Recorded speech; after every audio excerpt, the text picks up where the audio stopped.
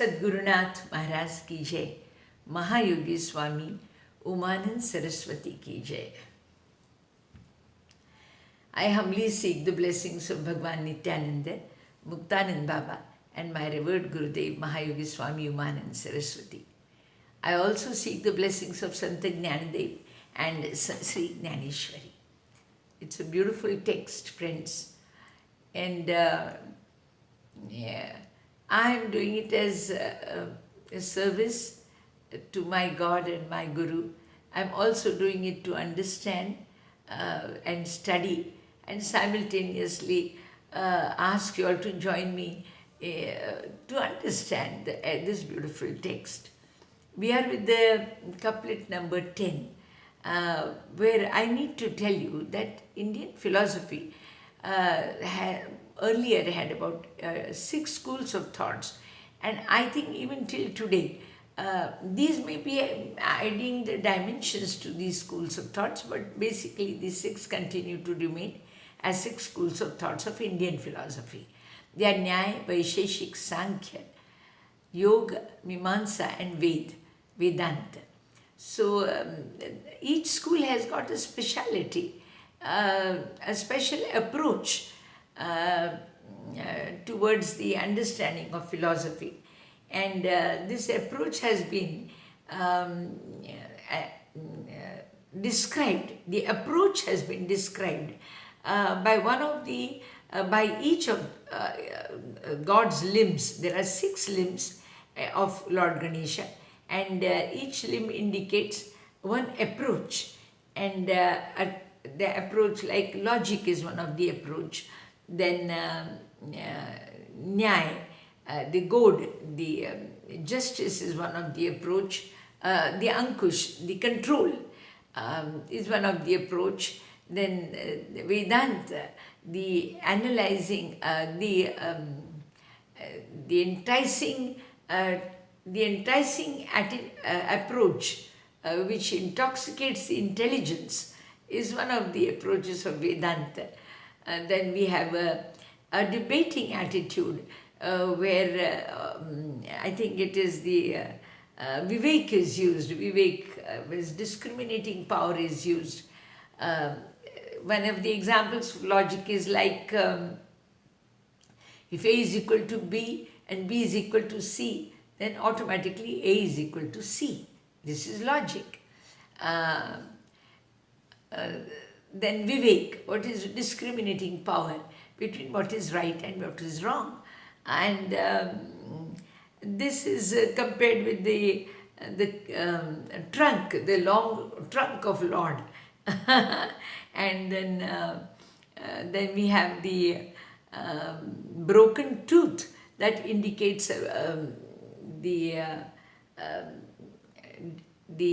another school of thought, which is of Bauddha Dharma, and then before that is Nyaya, the axe which shows logic, and the Ankush shows Nyaya.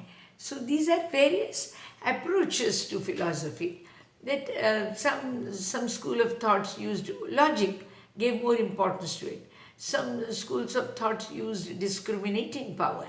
Some schools of thoughts used enticing in debates and discussions which could hype the intellectual attitude, intellectual understanding, and so and forth. So the various schools of thoughts had their own certain ways of approach to the entire understanding of philosophy.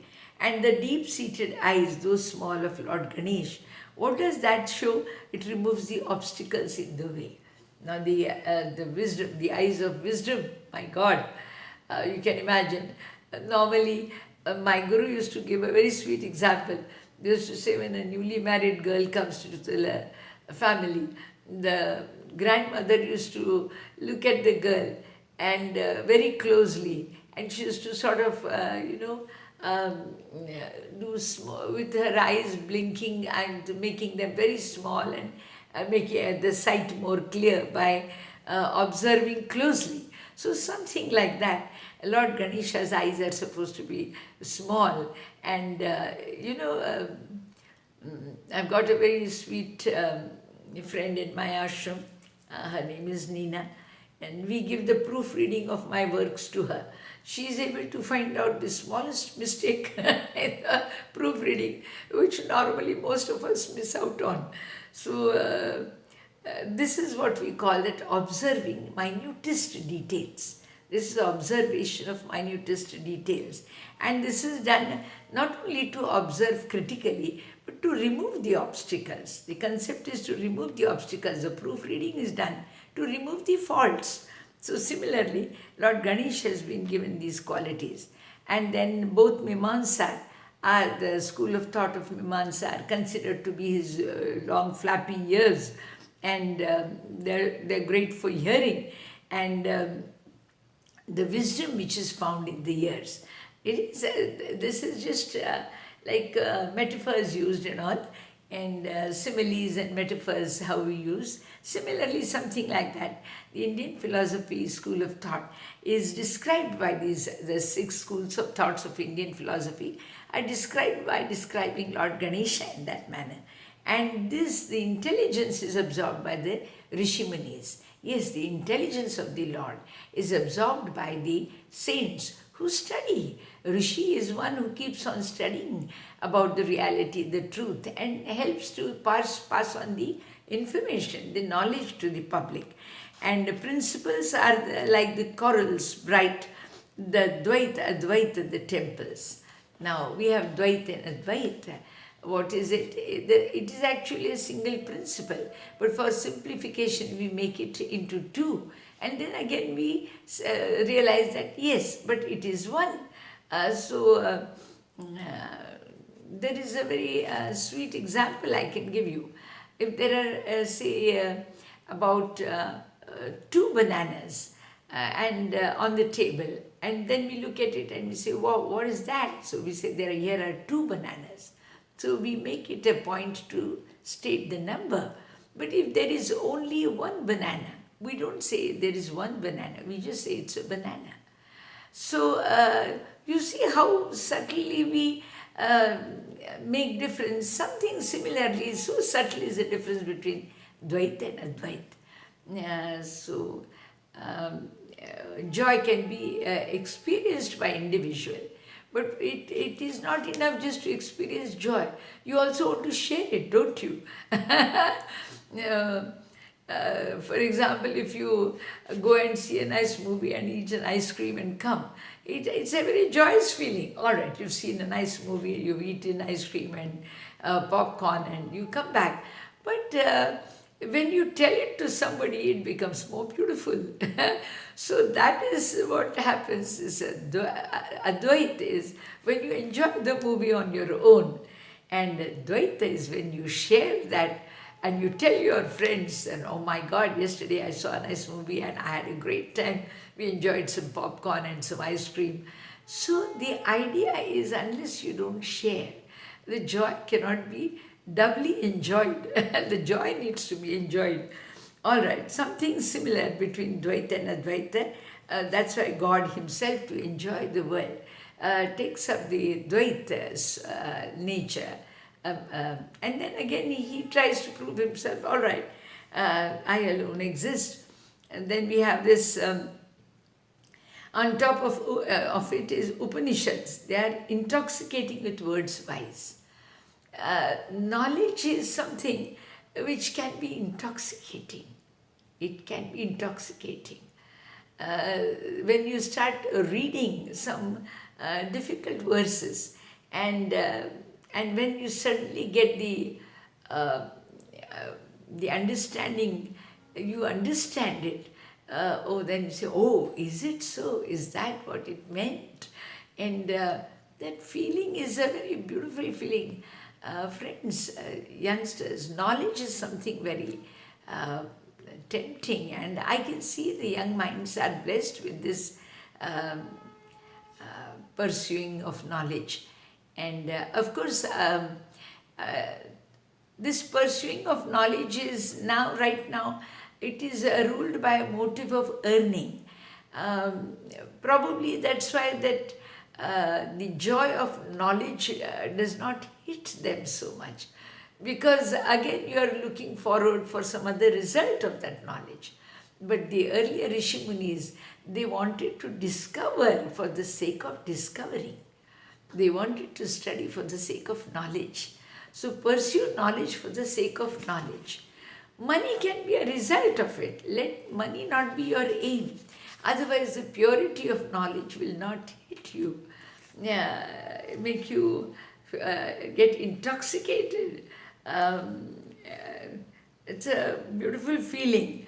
Then here he ends up with the alphabet Omkar and the splitting of Omkar, A, U and M. Actually, as I said, the sound effects of the 52 alphabets in Devanagari and 26 alphabets in English, all these the sound effects are somewhere merging into Omkar. The sound effect, that is k, k, g, g, n, all have the sound effect in it. Or m, it's when you open your mouth and close it. For a word, when we say some of the words need to be closed. You say come, come. So you close so that is a closing. So the word, the sound effect of it is there in AUM, and that is why Omkar. So it is all the sound effect of the words. They have their source in Om. These three words AUM. They include the certain style of the certain words. They include certain part of the words in themselves, and therefore we have this akar, ukar and makar. It is considered, akar is considered to be the 2 feet in Omkar. They are the 2 feet. Then ukar is the big belly, and makar stands for mandala, the great head of the Lord. So everything has been given a certain meaning, and world of words is actually considered to be a part and parcel of the creator, and the creator himself is described as Omkar, and concentrate on it so you'll be able to come close to its understanding. And obviously, since it is in the world of words that we are going to play with or think about as God, therefore the master of the world of words, who is called as a teacher or a guru, is considered to be the ultimate here. So the 3 matras together embrace the entire Ved. Yes, A, U and M. A, U and M. These 3 together form Omkar. And Omkar has nothing but it is the entirety of the Ved. Ved is just nothing, knowledge expressed. Knowledge expressed, whatever is expressed in Ved, probably covers everything that needs to be talked about in the world. So it has these 2, they are like the Omkar is the first seed of the universe. As I told you, words are the manifestors. They manifest things on earth, from unseen to seen.